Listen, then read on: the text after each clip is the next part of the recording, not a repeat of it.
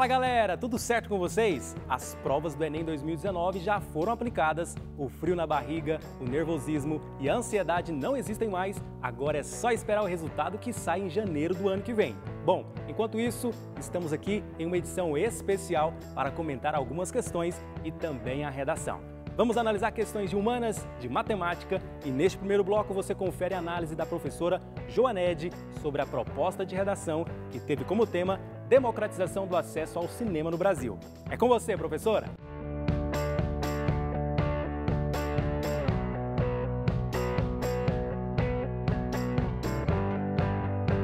Olá, galera! Hoje estamos aqui no Goiás Bem no Enem para comentar a prova de redação. A proposta de redação do Enem 2019 teve como tema democratização do acesso ao cinema no Brasil. Percebam que a proposta tematizou a falta de acesso, portanto, ela já apresenta uma situação-problema e, ao mesmo tempo, ela aponta para uma solução, a democratização.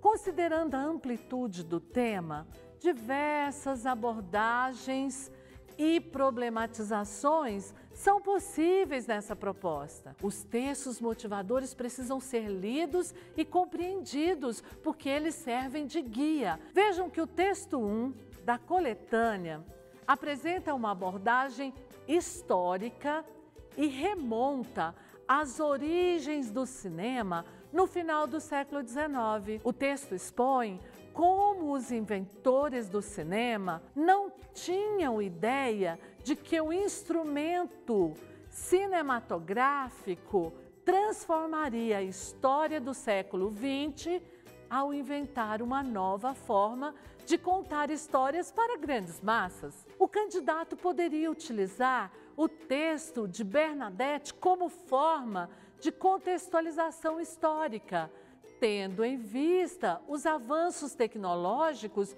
do final do século XIX e início do século XX. Já o texto 2 da coletânea, da socióloga Cristiane Freitas, baseia-se na definição de cinema do filósofo francês Edgar Morin.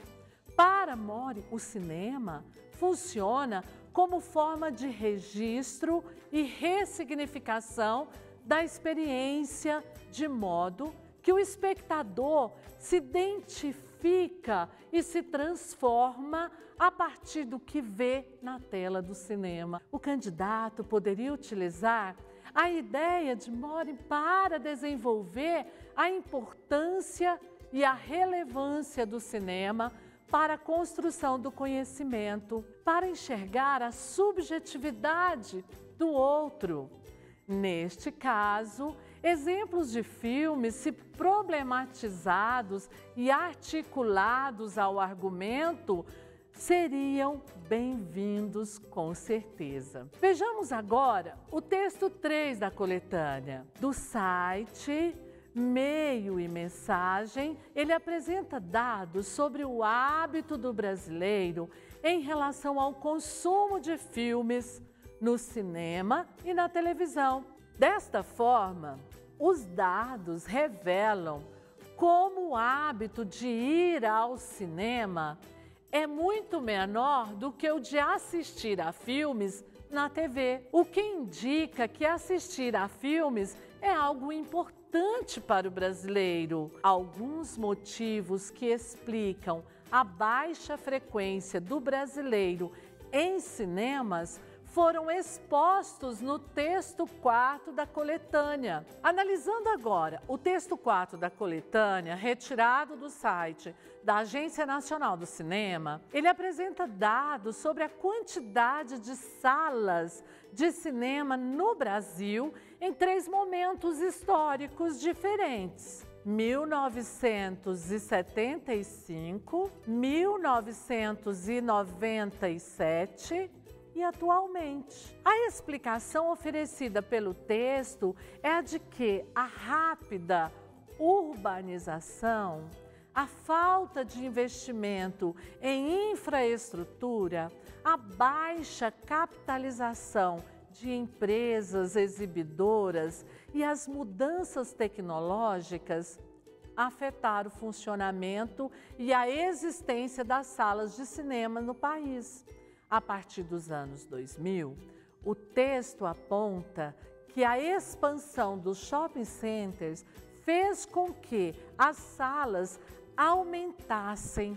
Atualmente, há em torno de 2.200 salas de cinema no Brasil. Porém, o texto aponta que este aumento se deu principalmente nas áreas de renda mais alta das grandes cidades, de modo que houve uma concentração e não uma democratização de salas exibindo filmes. Estados do Norte e Nordeste, periferias urbanas, cidades médias e pequenas do interior foram completamente excluídas. E, por fim, vamos falar agora sobre a proposta de intervenção para o problema. O candidato teria, no texto 4, então, algumas informações que poderiam ser utilizadas como causa da falta de democratização do acesso ao cinema no Brasil.